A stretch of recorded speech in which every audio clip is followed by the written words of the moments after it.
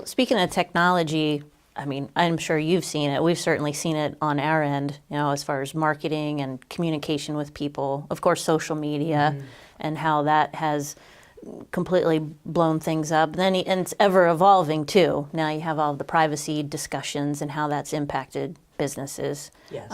Artificial intelligence, it used to be about E.T. and Steven Spielberg, and now it's related to, right? Yes, and now it's, talking to Alexa or Google and tell her what you want or ask her what the weather's like.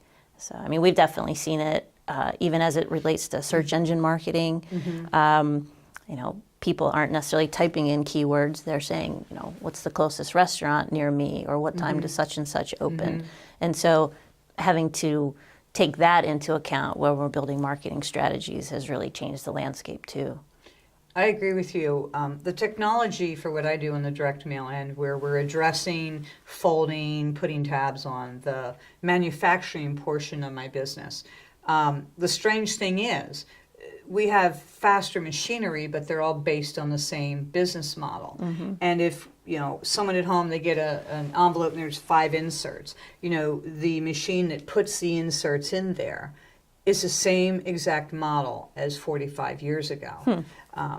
Where they've grown in technology is that if you want to spend about $490,000 to start, you can get an intelligent inserter, right? And so all the data is built in, and it can say, Judy wanted to get 6 pamphlets from T. Rowe Price, and Dina wanted to just get these 3, and it can pick it and put it in. Now that's on the large scale market of what I do.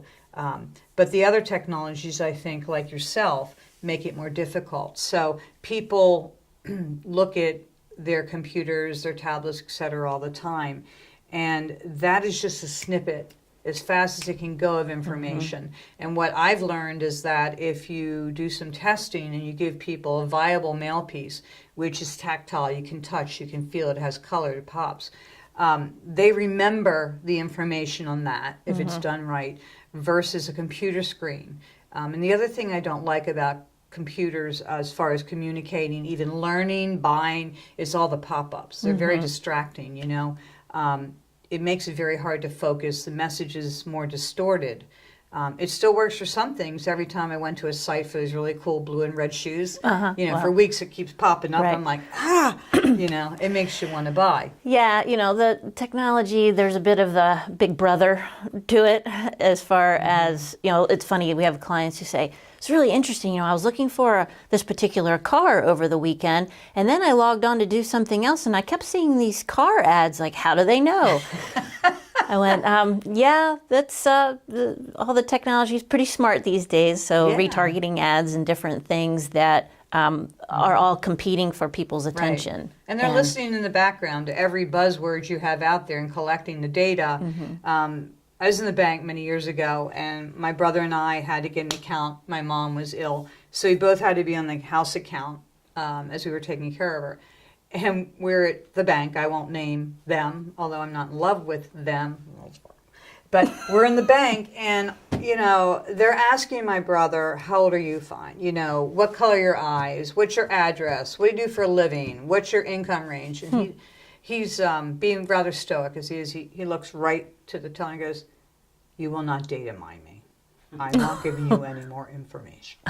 Right? And so years ago, they're verbally asking, they're still doing it, and they're putting it to their computer because the more they know about you, the more products and services. Oh, the Building house a profile. is 15 years old, right?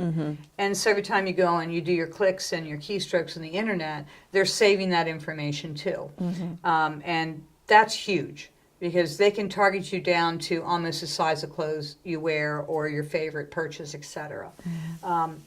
So I think for me, that's been a big gain as far as a purchaser, but maybe not so much as a marketer. Yeah, there's like anything, there's a catch-22. So believe me, when it comes to privacy, I certainly support all of those types of things.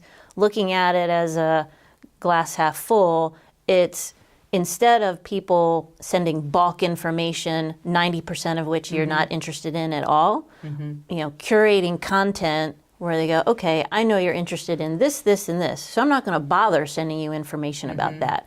So we do try to look at it from that perspective where we say, well, the more that we know about you, we can give you good information that you really want versus a bunch of crap that you might not necessarily want or be interested in, that you're just going to quickly delete. It's going to fill in your inbox and everything else, or mailbox.